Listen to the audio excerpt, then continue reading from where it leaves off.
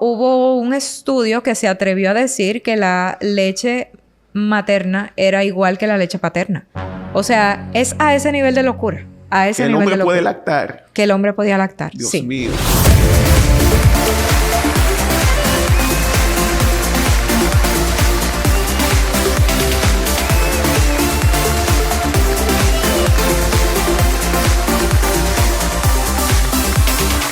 Bienvenidos al Antivirus, un show a prueba de todo. Isaías González es mi nombre.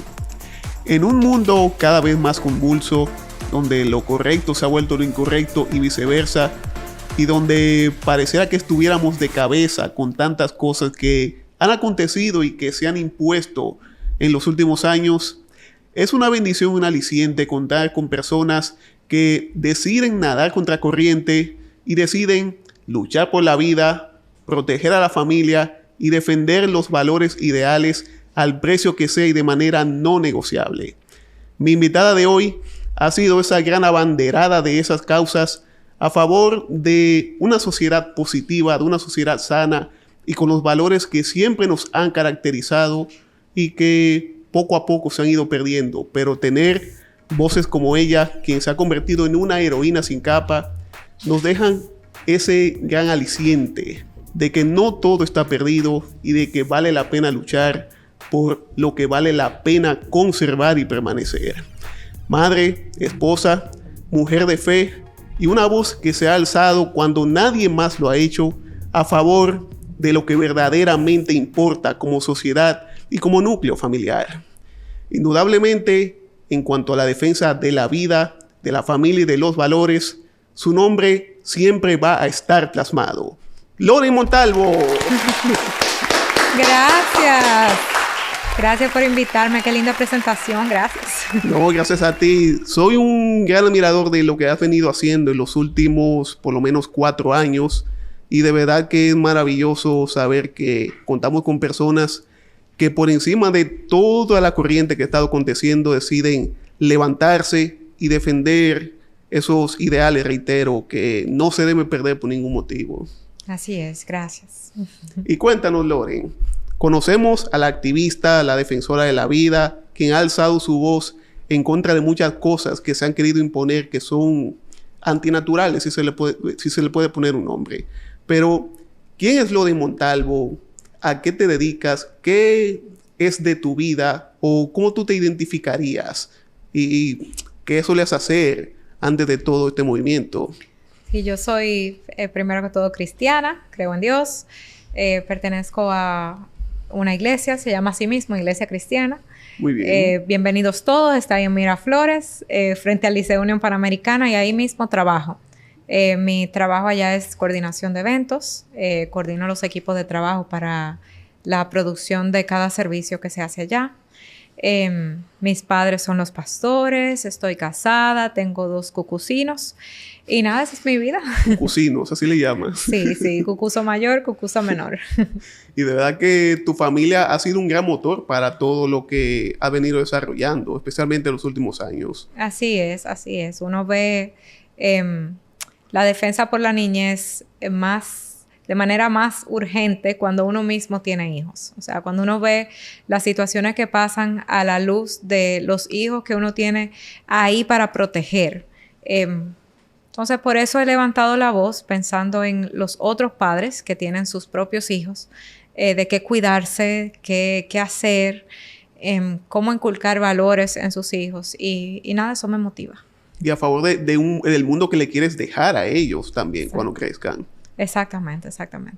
Y cuéntanos, ¿qué fue eso que te impulsó a decir, ven acá, nadie está defendiendo la vida, nadie está defendiendo los valores, los ideales correctos? Déjame tomar la iniciativa. ¿Qué fue eso, esa chispa que incendió en ti? De hecho, hay mucha gente defendiendo la vida. Hay mucha gente hablando, sembrando.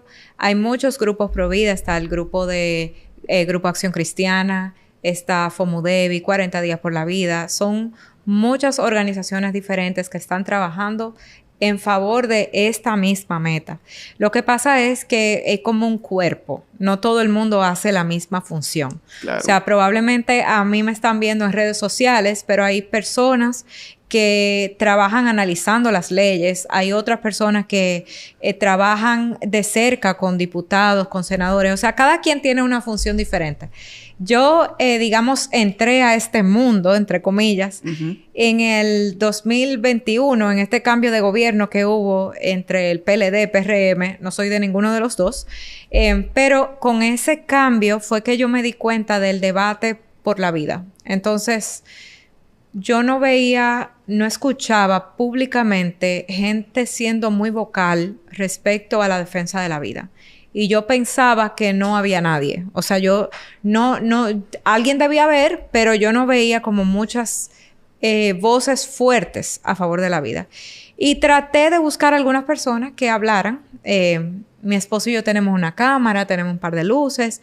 Dije, bueno, quizás yo puedo ayudar a alguien a manejar sus redes sociales, hacer algo así. Y por distintas razones no se dio. Entonces le dije a mi esposo, bueno, grábame a mí. Vamos a hacer un video, lo hago yo misma. Decidiste asumirlo tú en vista de que no encontrabas a las personas idóneas para eso. Bueno, quizá puesto de otra manera. Yo no me sentía ser una persona idónea para hacerlo. O sea, yo entendía que debía ser un abogado, una doctora, un doctor, una persona así. No, digamos, una persona común y corriente que esté pensando en un ideal. Y para mí fue una gran lección porque Dios puede usar a cualquier persona y uno lo que necesita es tener disposición. Y gracias al Señor, pues grabé mi video, lo hice, me lancé y nada, a partir de ahí he seguido. Estuve en un debate en el show de Carlos Durán. Sí. Y eso fue como que impulsó a un grupo de personas. Sí. ¿Y ella quién es? Eso fue muy contundente. Y antes de llegar ahí, quiero ir un poquito hacia atrás, porque tú mencionaste algo muy importante y que es algo bíblico también, ya que a lo largo de las historias, dentro de la palabra de Dios, vemos personas que o no se sienten o no se consideran quizás las más capacitadas para asumir una dirección que Dios les da, o un llamado que Dios les asigna. Y el mismo Dios es quien les hace entender que Él no llama a las personas capacitadas, sino a quien Él llama los capacita. Y básicamente eso fue lo que sucedió contigo, se puede decir. Sí. Realmente yo entendía y entiendo todavía que hay gente que tiene más capacidad que yo para comunicarse, para hablar, que digamos, gente con doctorados y cosas en esto mismo, en genética. Pero quizás no tienen el tiempo de estar frente a una cámara y estar hablando. A mí misma se me dificulta, entonces, nada, es el rol que he asumido y le damos para allá hasta que Dios quiera. Y de verdad que ha valido la pena porque el éxito que has alcanzado se ha notado y se ha hecho sentir. Gracias. De verdad que sí. Y mencionaste justamente lo que fue, podríamos decir, que un antes y un después en tu vida. Ese famoso debate que tuviste con Natalia Mármol en el show de Carlos Durán fue algo muy significativo, ya que esa voz que mucha gente pensaba que no tenía, ahí se empezó a identificar contigo, a identificar con tu forma de contar y de argumentar aquello que defiendes y con lo que muchas personas están de acuerdo, aunque quizás no todos lo digan. Y de verdad que es maravilloso lo que sucedió luego de eso. ¿Te lo imaginaste? ¿Pensaste que iba a ser semejante? No, jamás. Jamás. Y no he tenido una experiencia como tan difícil. Bueno, quizás una. Así como tan... Porque fue un debate como... Fue difícil, o sea... Fue muy álgido, sí. Era difícil hablar, no había como tiempos definidos para cada persona, entonces fue un poquito difícil de manejar. Pero a mí me parece que, así como tú dices, quizás el que era pro vida y se mantenía callado, se dio cuenta de que somos más. O sea, a mí me sorprendió ver en esos comentarios cómo tanta gente estaba a favor de la vida. O sea, antes de eso, uno veía todos estos videos y todas estas cosas, y la mayoría que uno escucha, porque ese grupo controla muchos medios de comunicación. Sí, claro. Entonces, uno veía todo el mundo hablando de las causales en el periódico, en los podcasts, en los programas de televisión, de radio. Todo era las causales y a favor de las causales. Y a mí me sorprendió mucho ver que prácticamente todos los comentarios de ese debate eran a favor de la vida. Y mi sorpresa fue, yo dije, bueno, pues somos más. Nosotros somos muchísimo más. Lo que pasa es que probablemente estamos más callados, no tenemos los mismos medios, no tenemos los canales de televisión, no tenemos los canales de radio, pero de cantidad de personas que entienden la lógica, lo lógico de que uno no puede matar a propósito, somos más. Entonces, eso le da a uno como cierta fuerza de entender que uno no está solo y que es una causa por la que vale la pena luchar. Y también que el otro lado de la historia hace más ruido por lo general. Sí. Puede que sean menos, pero al ser más estridentes, al sonar más, al ser más constantes con aquello que defienden y que quieren imponer, pues también por eso se entiende que el lado a favor de la vida quizás es menos, pero es lo contrario. Es lo contrario. Y ellos hicieron un par de manifestaciones en ese tiempo alrededor de ese debate. Y en el momento en el que el lado pro vida convocó a una manifestación, la asistencia fue abrumadora. O sea, la cantidad de personas que había en ese tiempo, como estábamos todavía con esto del COVID, la pandemia, era supuestamente una caravana. No era una concentración, sino que íbamos a pasar los carritos, las banderitas y ya.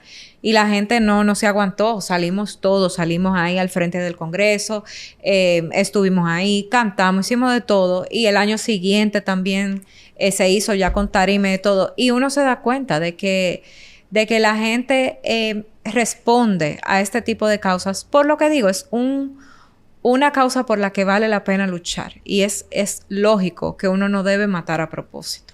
Definitivamente. Y precisamente al momento de estar grabando este contenido, está en el Congreso Nacional sometido el proyecto de la reforma al Código Penal Dominicano.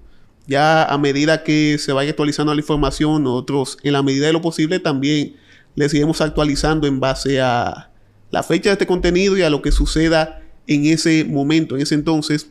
Lo que sí es que llevan ya varios años, desde el 2021, incluso mucho antes, que fue cuando tú iniciaste este movimiento, el tema de la interrupción del embarazo con 3 tipos de causales, que yo quisiera que, para aplatanarlo un poco, porque yo sé que muchas personas pueden todavía tener cierta nebulosa en cuanto a ese tema, ciertas dudas, tratar de desglosar y de explicar en qué consisten esas 3 causales y por qué no quizás corresponden con un código penal, o por qué no deberían estar en el código penal y por qué no son compatibles con lo que es la vida y lo que es lo que está correcto, lo que consideramos correcto. Por ejemplo, la primera causal, no sé el orden específico, pero sé que la primera es la de cuando la vida de la madre está en riesgo, ¿cierto?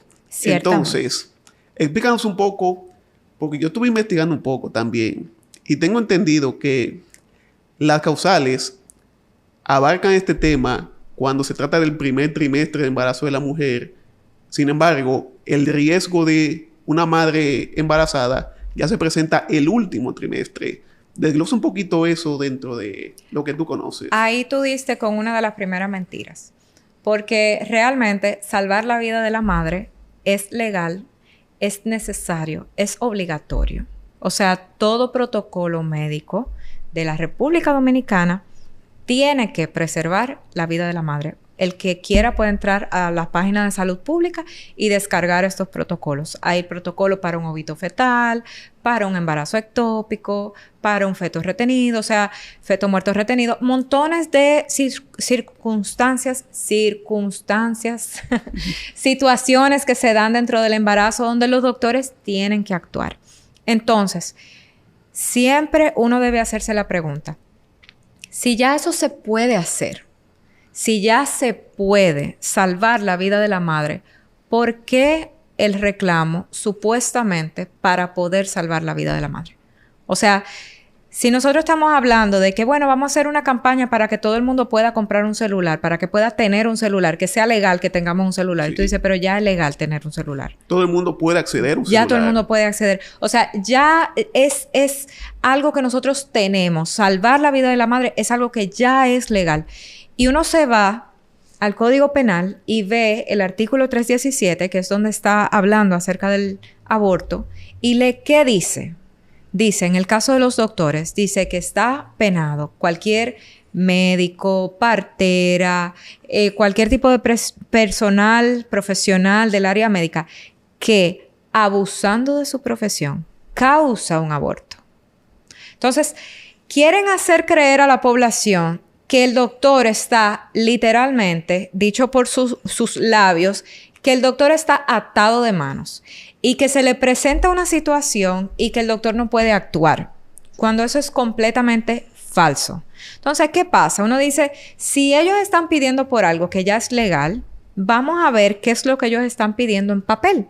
¿Qué es lo que no ven, quizás? ¿Qué es? Porque eso es lo que ellos ponen en el periódico. En el periódico ponen para que se salve la vida de la madre. Y si yo te pregunto a ti, ¿tú quieres que se salve la vida de la madre? Lógicamente. Lógicamente, yo también. ¿Entiendes? Y uno entiende que a veces, lamentablemente, ocurre un doble efecto en el que salvando la vida de la madre, lamentablemente se pierde la vida del hijo. Pero ¿qué pasa? El aborto provocado es un procedimiento que tiene como propósito terminar con la vida del hijo.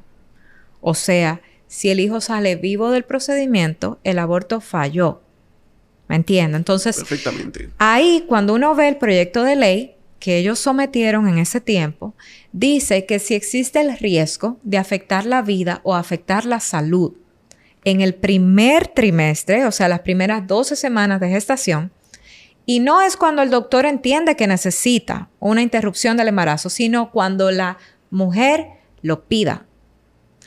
Y uno ve las palabras, porque es un juego de palabras. Sí. El riesgo no es que está en un problema inminente, es que tiene un riesgo, o sea, que una posibilidad, una probabilidad alta, pero no está. Y entonces la salud es un estado de completo bienestar físico, mental y social.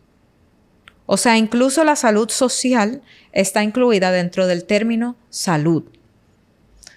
¿Cómo se ve eso en la práctica? Que por la posibilidad de afectar mi salud mental, yo tenga la palabra, la potestad de mandar al doctor a terminar con la vida de mi hijo cuando yo quiera. Y si el médico se niega, ahí en ese mismo proyecto de ley decía que el doctor no podía negarse. Entonces, ya con una sola causal, nosotros tendríamos en nuestro país aborto libre, sí, a demanda, cuando la mujer lo pida, los primeros 3 meses de gestación. A pesar de que se nos ha dicho creer que no es así. Pero esa es como que la mayor brecha que abre esa posibilidad. Y lo otro que tú dijiste con lo que comenzaste es, para mí, la evidencia más fuerte de que su reclamo no es sincero. Porque la mayoría, sobre el 80%, y estas estadísticas están públicas, o sea, yo no tengo una información confidencial exclusiva, no, todo esto lo descargué de internet, de las páginas oficiales de la ONE, de Salud Pública, de esos lugares donde uno puede ir y buscar la información. Todo es de dominio público. Todo es de dominio público. Sobre el 80% de la causa de mortalidad materna en nuestro país son las causas obstétricas directas, la sepsis en el embarazo y problemas del corazón. Entonces, el aborto no es ni siquiera la causa número 3. Y cuando se detalla el aborto, es aborto provocado y aborto espontáneo. O sea, ahí está cualquier tipo de aborto. Uh-huh. Y no es ni siquiera la primera, ni la segunda, ni la tercera causa de mortalidad materna. Entonces, no me diga que tú quieres, que tu interés es la salud de la mujer. No me digas que lo que tú quieres es reducir la mortalidad materna, porque la mortalidad materna se reduce con una buena alimentación de la paciente, con una buena educación, una consulta buena y una buena atención al parto. Entonces, con esos 3, nosotros podemos reducir la mortalidad materna sin aborto. Sin necesidad de quitarle la vida al bebé. Sin necesidad de quitarle la vida al bebé. Y que son situaciones que suceden más adelante en el embarazo. Su propuesta, su proyecto de ley abarca solamente las primeras 12 semanas, los primeros 3 meses.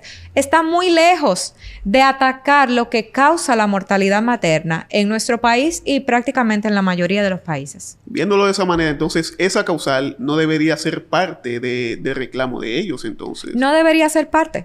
Pero el tema es que lo que buscan es, con este uso de palabras... Bueno, déjame decirte otra cosa. Sí, ahora claro. Mismo, en el proyecto de ley del Código Penal de ahora, el que se está discutiendo, hay una eximente incluyeron, digamos, un aclarando. Siempre es legal salvar la vida de la madre, pero ellos agregaron, digamos, para que no quede dudas. Y dice más o menos como así, parafraseando, no será penado el doctor cuando, agotando todos los medios posibles, o sea, todo lo que esté a su alcance para salvar la vida de la madre, la vida del hijo se pierda. O sea, claramente dice que no será penado el doctor si agota y no puede salvar la vida del hijo. Ok, si le quedaba duda antes, si decían, bueno, abusando de la profesión no está tan claro, ahora está bastante claro. Y tú sabes que para ellos eso no es suficiente. No es suficiente porque la decisión la toma el doctor y no ella. Entonces, al final, ¿qué buscan? Aborto. La interrupción del embarazo. Y además que en el caso de algunas situaciones donde quizá la madre está inconsciente, no tiene capacidad de tomar una decisión, ya que no está despierta, ya que no está consciente. Entonces, ¿qué sucede en ese caso? Eso es lo que quizás muchos nos preguntamos. Pero ese es un caso, ¿cómo te digo? Ese es un caso que es exageradamente difícil que se dé. Sí, claro. Son casos excepcionales. Totalmente excepcionales. O sea, quizás una madre, digamos, con una muerte cerebral, una cosa así. Exacto, sí. Muy terrible. Probablemente ese sería el único caso en el que se prioriza la vida del hijo porque ya la madre no hay manera de salvarla. Pero siempre que se puede salvar la vida de la madre, se va a priorizar la vida de la madre y eso está bien. Sí, totalmente. Y algo que tú mencionaste que es sumamente importante.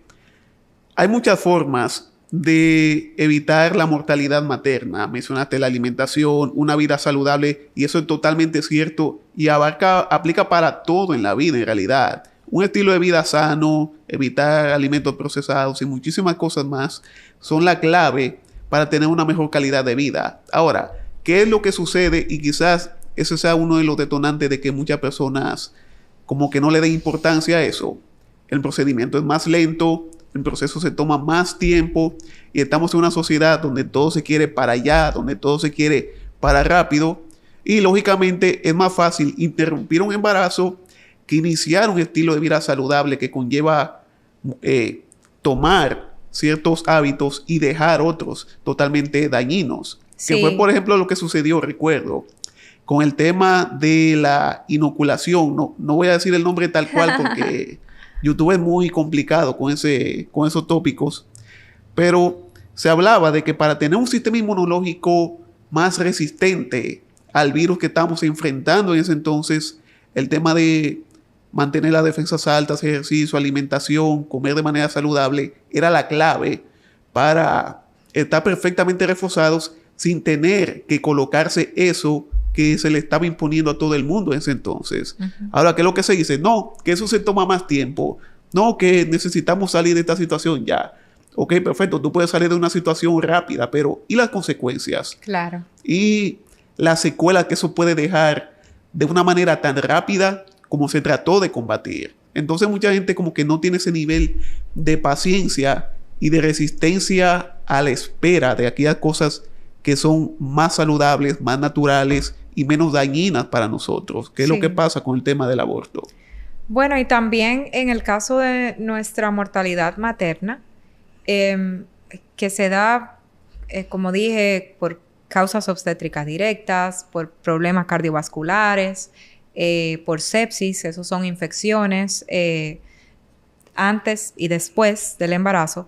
También nosotros tenemos una situación muy particular en nuestro país y es que tenemos un país vecino, tenemos Haití, y no es secreto para nadie que hay un grupo de haitianas que vienen a dar a luz aquí. Sí, claro. Y lamentablemente no tienen la posibilidad estos doctores de seguir ese embarazo como lo seguiría con una persona local, porque ya si te van a atender en la última parte, en el último tramo del embarazo, hay muy poco para hacer. O sea, los doctores de aquí realmente hacen todo lo que pueden con los recursos que tienen, pero claro, es una situación que uno no la puede obviar. La mortalidad materna de nuestro país está inflada en parte, no todo, pero en parte por eso. Por otro lado, también No es secreto para nadie que tenemos un sistema de salud en el lenguaje empresarial con bastante oportunidad de mejora.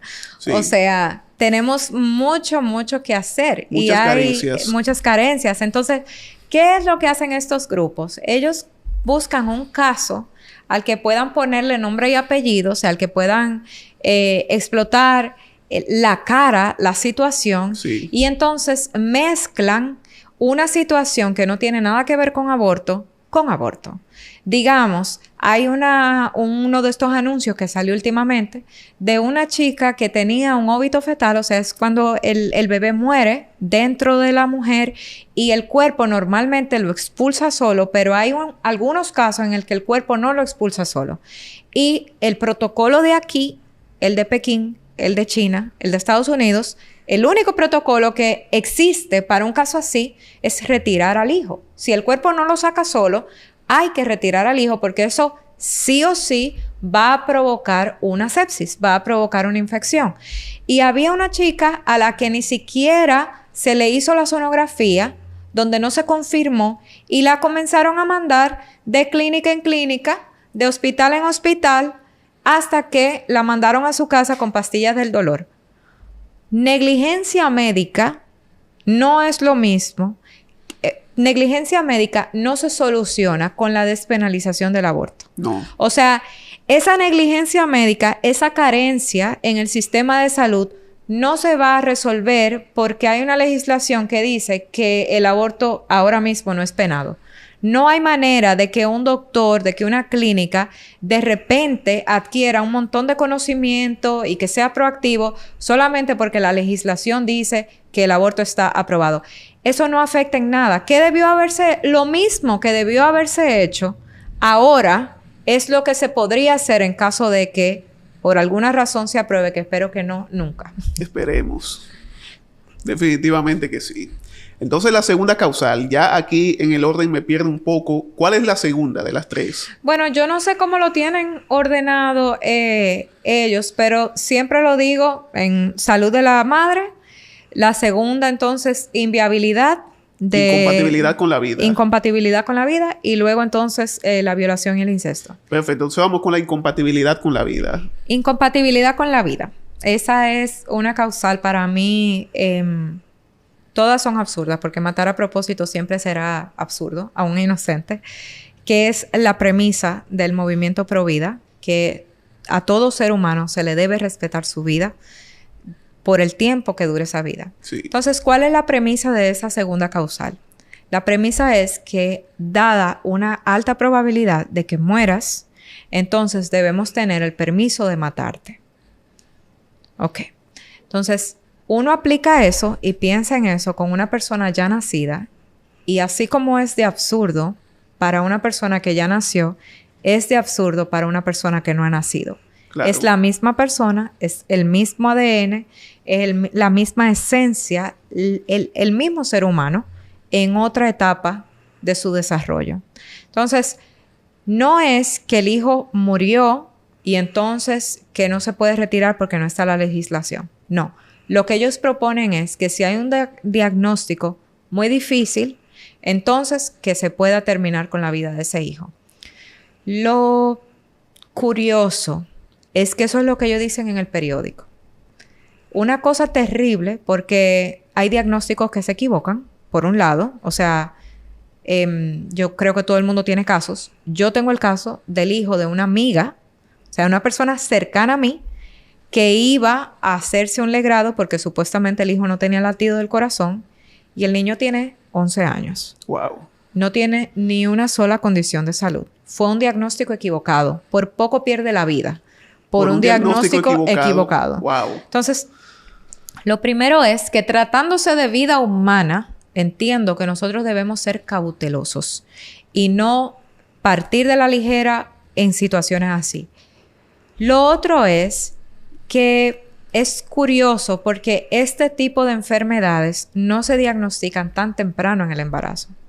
Normalmente no es a las primeras 12 semanas que uno tiene estos diagnósticos tan difíciles. Mismas 12 semanas que forman parte de las causales que quieren implementar. Exacto. Ellos tienen esta brecha de 12 semanas. Sin embargo, esos diagnósticos generalmente, o sea, a veces se dan antes, pero generalmente se dan en la semana 20, que es cuando se hacen estas pruebas morfológicas, y luego se confirman más adelante, semana 28, etcétera. O sea, desde ahí ya el asunto no cuadra. No, la suma no da. Claro. Y por otro lado, entonces, cuando uno ve el proyecto de ley y uno compara con lo que dicen en el periódico, son dos cosas diferentes. Es del cielo a la tierra. Sí. En el periódico dicen que ninguna mujer debería dar a luz a un hijo muerto. Digo que es curioso porque la premisa es que como está enfermo te podemos matar. O sea, como te vas a morir te podemos matar. O sea, todavía lo que estamos abogando es para que todavía el hijo vivo te pueda matar para que entonces no dé a luz un hijo muerto. O sea, no vas a sobrevivir, te vamos a adelantar ese sufrimiento, por decirlo de alguna manera. Exactamente. Ninguna mujer debería dar a luz un hijo muerto, por lo tanto, debería poder matar a su hijo vivo. Ok. Pero, ¿qué dice en el proyecto de ley? En el proyecto de ley dice anomalías incompatibles con la vida, o sea, un tipo de anomalía muy difícil que le asegure a la madre que, mira, 1 año te vas a morir.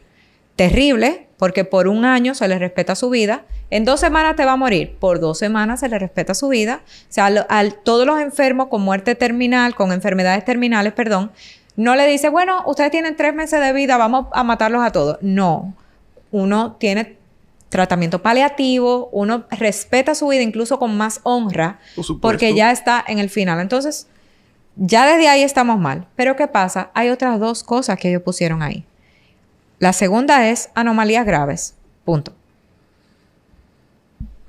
¿Qué es una anomalía grave? Puede ser una anomalía grave compatible con la vida. O sea, ellos dicen anomalías graves incompatibles con la vida. Pero también que pueda abortar por anomalías graves.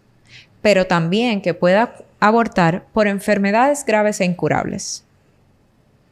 O sea, ellos insisten en que no se refieren al síndrome de Down. Pero, por ejemplo, ¿eso es una enfermedad grave e incurable? ¿Está dentro de lo que abarcaría? Sí, sí, claro. Entonces, desde ahí es sumamente amplio. Y es interesante que, digamos, en Inglaterra, aunque hasta el otro día se abrió muchísimo el aborto como sin restricción alguna. Claro. En la práctica se podía aborto libre a demanda. Sin embargo, en la ley solamente eran 2 causales. Porque por el uso de las palabras se permite toda esa cantidad de abortos solamente a petición de la mujer. Entonces, esa es la segunda. Bueno, ya hemos desglosado 2 causales y analizando tan magistralmente como tú lo has hecho, tenemos claro de que ambas carecen totalmente de sentido. Totalmente. Y es tan simple como por el tiempo que se está diciendo que se puede interrumpir el embarazo, que son las primeras 12 semanas. En esas 12 semanas no hay manera de identificar ni el peligro en la madre ni la incompatibilidad con la vida, como ellos alegan. Exactamente. Incluso si se detectara el peligro en la vida del hijo, se respeta la vida del hijo. Si se detecta el peligro en la vida de la madre, ya es legal atender a una mujer embarazada. Por supuesto. Entonces, en la tercera causal, fíjate que es en un sentido la más difícil de argumentar. Sí. Porque toca mucho los sentimientos. Pero si uno pusiera los sentimientos a un lado, es la más fácil de argumentar. ¿Por qué? Porque estamos hablando de una madre sana. O sea, no tiene problema de salud, es una madre sana. Y estamos hablando de un hijo sano. Una madre sana con un hijo sano. No hay peligro, no hay enfermedades, no hay incompatibilidad. No hay peligro para la madre, no hay peligro para el hijo. No hay peligro. Estamos hablando de una madre sana con un hijo sano. Pero ¿cuál es la premisa de esta tercera causal? La premisa es, o sea, el pensamiento que está detrás del argumento, es que tu vida vale en función de algo fuera de ti. La esencia del ser humano, de lo que está hecho, no cambia según las circunstancias en las que fue concebido. Una persona, un ser humano concebido en amor, vale lo mismo Por supuesto que un ser humano concebido en dolor. Y yo tuve el honor y el privilegio de conocer a una muchacha llamada Ana, que fue al Congreso en una de esas vistas públicas. ¿Y tú sabes lo que ella dijo? Yo fui concebida en dolor. Mi mamá fue violada. Y me indigna que ustedes estén debatiendo aquí si mi vida vale o no. Si vidas como la mía deberían ser respetadas o no.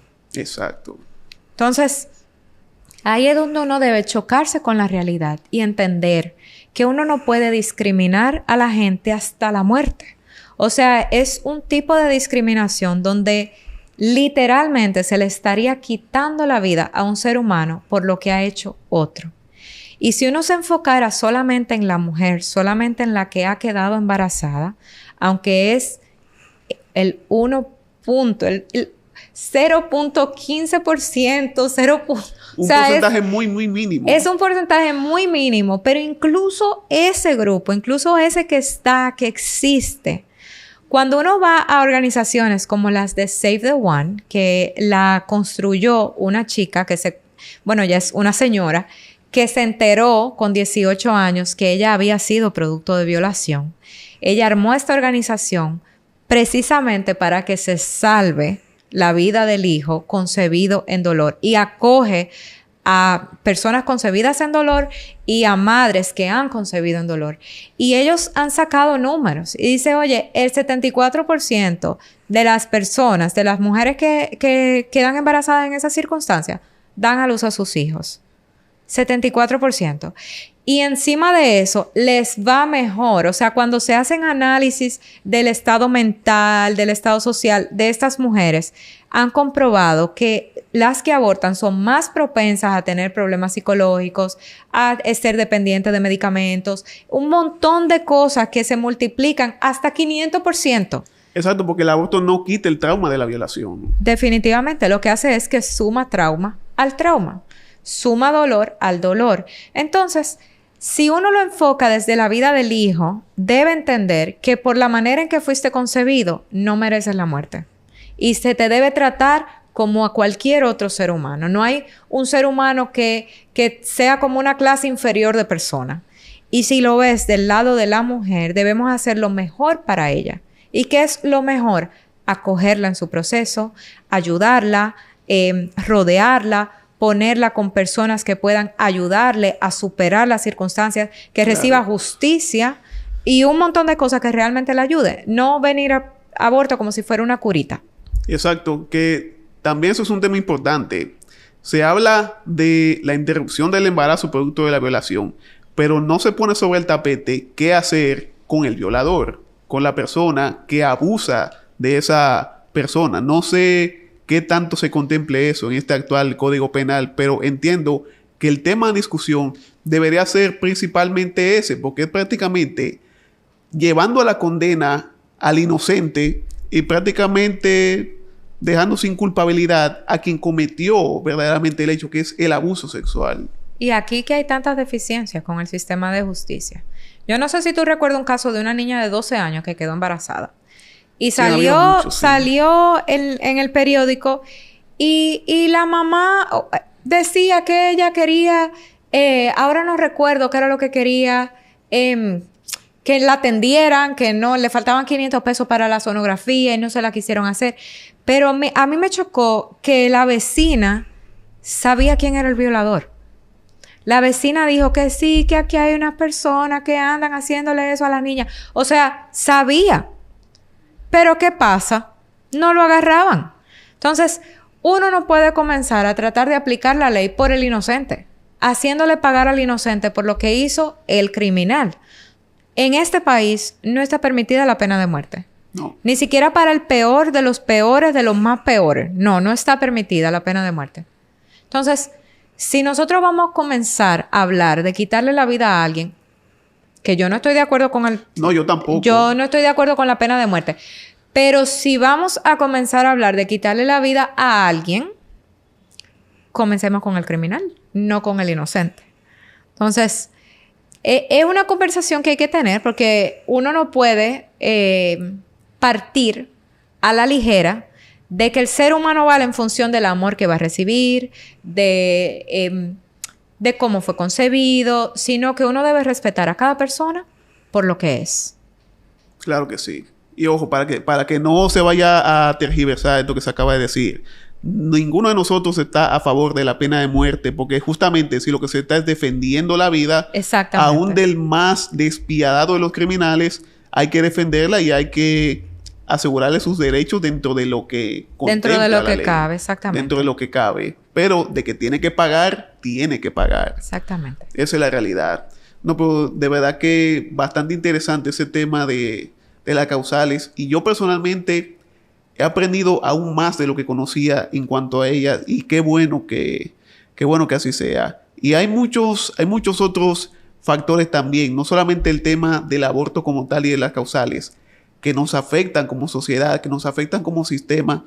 Y es, por ejemplo, el tema de la ideología de género que tú también has defendido mucho. Sobre todo porque eres madre, porque no te gustaría, y sé que a casi nadie, que a un hijo se le imponga cosas que son antinaturales totalmente. Como el tema de que si se siente hembra, aunque sea varón, puede ser hembra y viceversa. ¿Cómo tú te sientes al ver en lo que se ha convertido este tema de género, estas ideologías y estas cosas absurdas, porque hay que llamarlas así? Completamente absurdas. Que se han querido inculcar desde fuera y desde muchos otros sectores. Lo que pasa es que es un proceso que se ha dado con el tiempo. O sea, ese no es un fenómeno que se dio de la noche a la mañana. No fue que de repente todo el mundo se puso loco, aunque así parece. Sino que desde hace tiempo la balanza entre sentimiento y realidad en la sociedad, no esta, sino del mundo, se ha ido moviendo hacia los sentimientos. Entonces, las personas han entendido que uno escucha términos como que conocerme a mí mismo, ser quien realmente eres, ser fiel a ti mismo. O sea, hay mucho de esto de uno mismo, ¿verdad? Y este enfoque en el individuo mismo, en el ámate, todas esas cosas. Entonces, esto ya insertado en la cultura, viene entonces otra corriente de psicólogos y todo eso, que han puesto la sexualidad en el centro de la conversación. Por ejemplo, antes de... No quiero volverlo aburrido, pero... No, adelante. Esto está muy interesante. Antes de Freud, de Sigmund Freud, ese psicoanalista sumamente destacado... Sigmund Freud. Sí, la sexualidad, eso de ser homosexual o ser heterosexual, no era visto así. La actividad sexual era vista como una conducta, como algo fuera de ti. Sigmund Freud y ese grupo de personas, toda esa corriente, llegó entonces a cambiar la perspectiva de la sexualidad y ya todo giraba alrededor de la sexualidad. Entonces tú combinas, son como los muñequitos que uno y el otro, ¡pam!, explosión. Sí. Tú combinas este enfoque de la persona en su persona y combinas ese enfoque con entonces cambiar la perspectiva de la sexualidad. Ya las relaciones sexuales no son algo que hago, sino algo que soy. Ya pasa a ser parte de la persona. Entonces, ahí, como esto ya es parte de mi identidad, entonces lo que yo siento que soy tiene más poder de lo que verdaderamente soy. Porque es como que se ha cambiado lo exterior por lo interior. Entonces, ya el único que tiene autoridad para decir lo que yo realmente soy yo mismo. Así que si yo digo que soy una mujer siendo hombre, pues lo que tiene más peso no es mi biología, sino mi sentimiento. Lo que digo.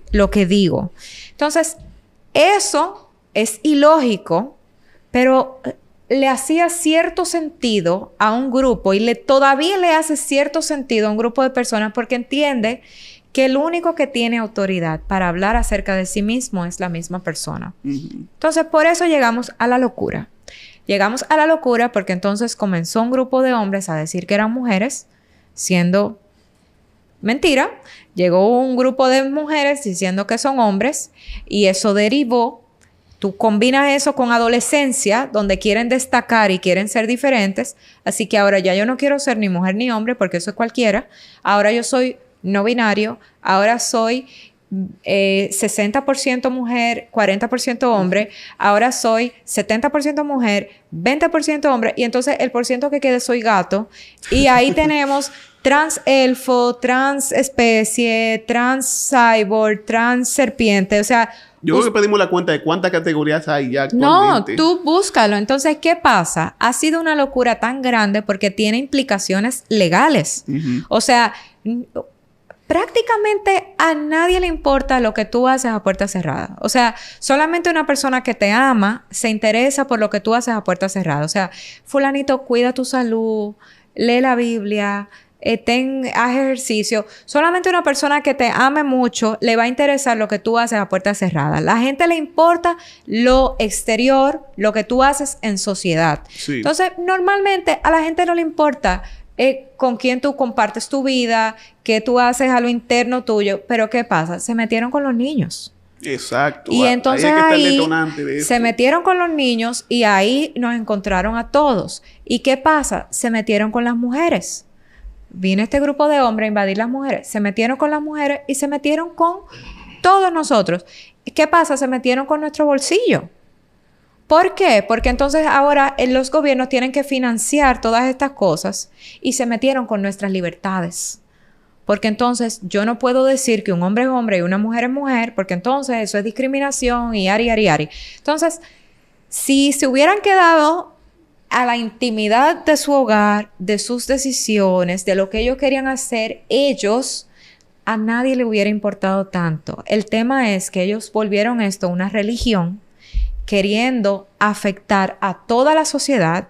Lamentablemente tengo que admitir que lo lograron, pero nosotros estamos ahora haciendo todo lo posible para darle marcha atrás y volver la sociedad al sentido común. Que es lo que necesitamos realmente, porque todas estas cosas que han impuesto, la verdad que ha sido de una manera tan acelerada como que uno no ha tenido la oportunidad de procesarlo todo porque es demasiado y muy invasivo. Exactamente. No, pero una locura. O sea, había hombres tratando de amamantar a niños. Dios mío. Y hubo un estudio que se atrevió a decir que la leche materna era igual que la leche paterna.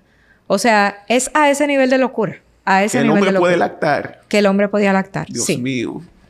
Señores, de verdad que solo Dios puede rescatarnos de esta situación tan complicada. Y realmente, con el tema de los muñequitos, de las series animadas, se ha visto cómo, de cierta manera, de manera muy sigilosa, por lo menos en ese sector, se han puesto y se han impuesto cosas que muchos niños quizás, si no tienen un pleno conocimiento de lo que está bien y lo que está mal, pueden considerarlo como algo normal. Y eso es muy peligroso. Claro, porque entonces cambia su cosmovisión. O sea, la cosmovisión de las personas es el filtro por el cual tú ves la vida. Todo el mundo quiere pensar que tiene opiniones propias, pero realmente todo el mundo está afectado. Sus opiniones están afectadas por lo que les rodea. O sea, la sociedad, las leyes, tu familia, la cultura, todo va moldeando la manera en la que tú ves el mundo y lo que entiendes como bueno o malo. Las personas como yo, cristianas, tratamos de alinear lo más posible nuestra cosmovisión a la Biblia. O sea, claro, es el estándar por el cual nosotros vemos el mundo. Lo que está bien, lo que está mal. Si lo dice la Biblia, entonces es así. ¿Y qué pasa con los niños? Ellos tratan de introducirse en los niños por un principio que también es bíblico, que dice, instruye al niño en su camino. Así es. Y aun cuando fuere viejo, no se apartará de él. ¿Qué pasa? Eso funciona a la inversa. O sea, si instruyen a los niños en el camino de ellos, es probable que no se aparten de ese camino cuando crezcan. Entonces, nosotros como padres tenemos que hacer nuestro trabajo y poner los filtros necesarios y hacer activamente las acciones que tengamos que hacer para sembrar esa cosmovisión en nuestros hijos.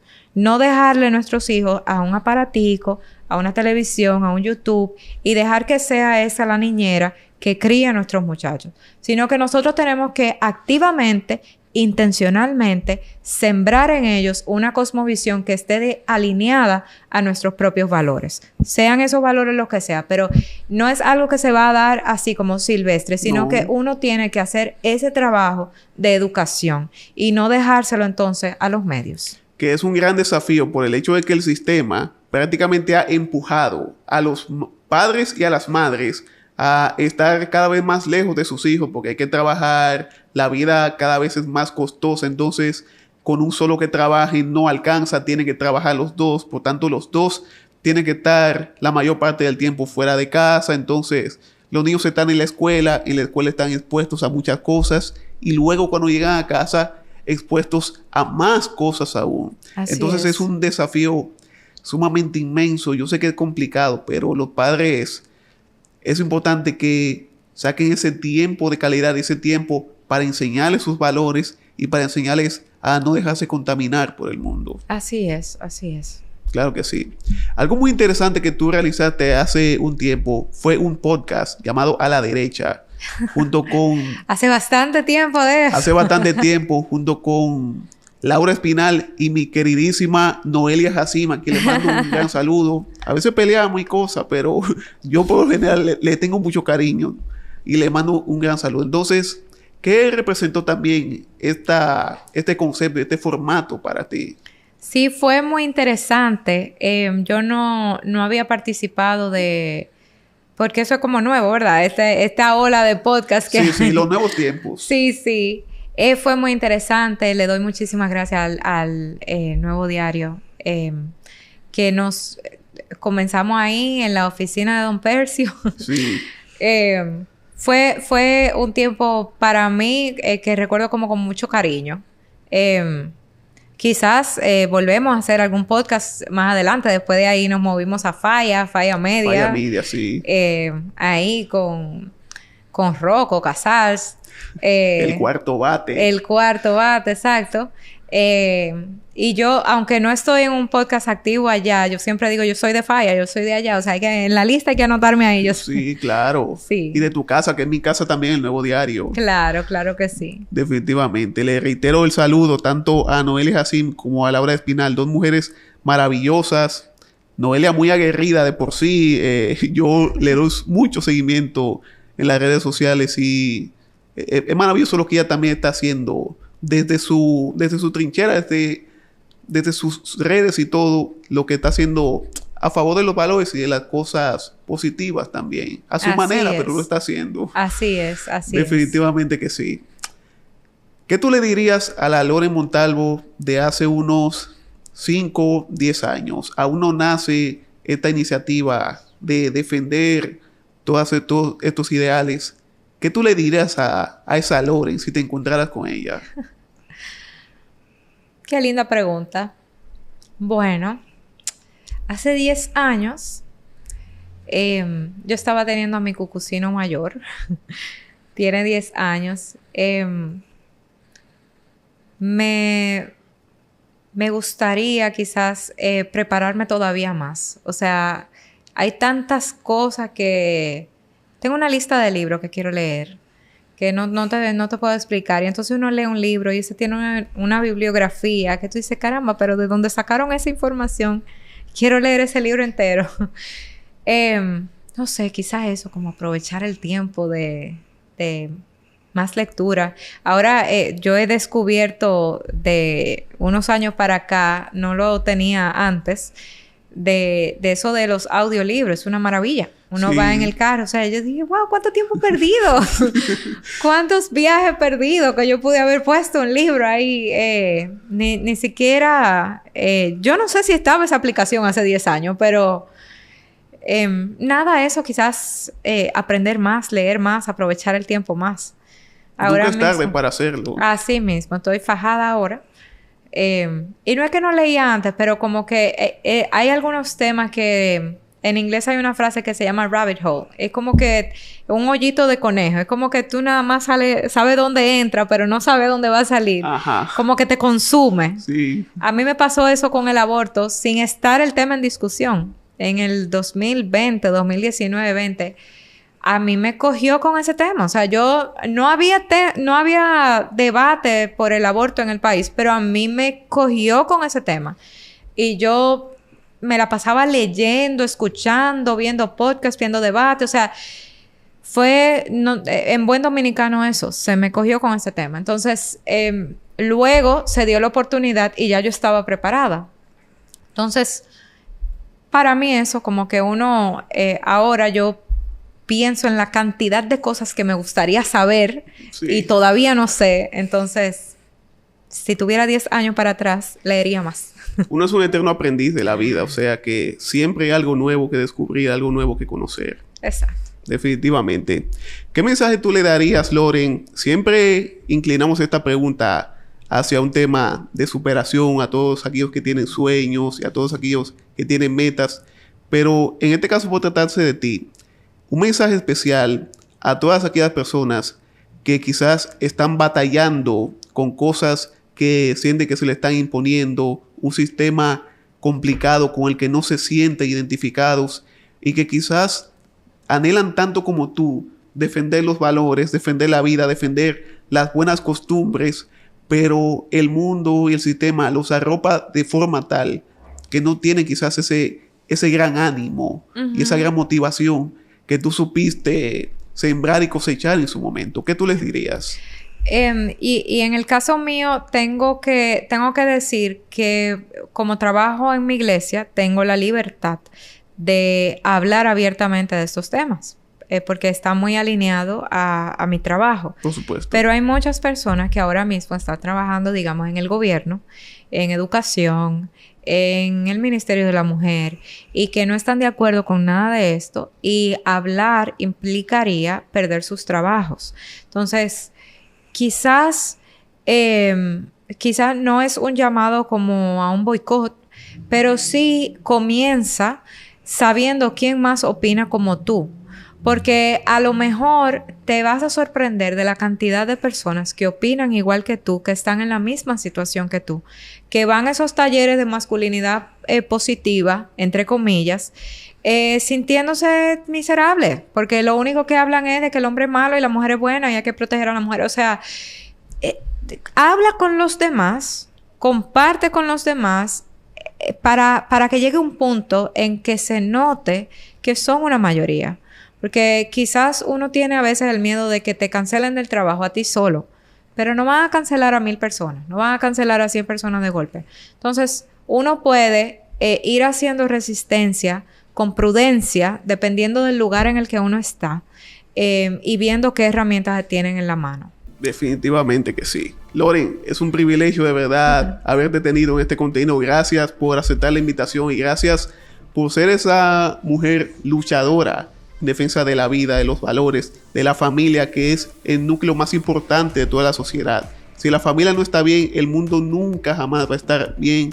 Y tú has tenido eso como bandera para defender esas buenas costumbres, esas cosas positivas. Que Dios siga bendiciendo tu camino y que continúe siendo esa voz de aquellos que probablemente no tengan esa voz para defender lo que tú defiendes. Sigue adelante y que continúen los éxitos. Gracias. @Loren Montalvo en todas las redes sociales. En todas las redes sociales. Instagram, YouTube, en todo. Sí, así mismo. Ahí está. A seguirla, de verdad que vale la pena, señores. Y si les gustó esta interesantísima y educativa conversación, ya ustedes saben qué hacer. Suscríbanse, activen la campana de notificaciones, pendientes a todo nuestro contenido. Déjenos siempre sus comentarios, sus opiniones. ¿Qué les parece este tema de las causales, de la ideología? Sus comentarios siempre son leídos y siempre son valorados aquí en El Antivirus, un show a prueba de todo.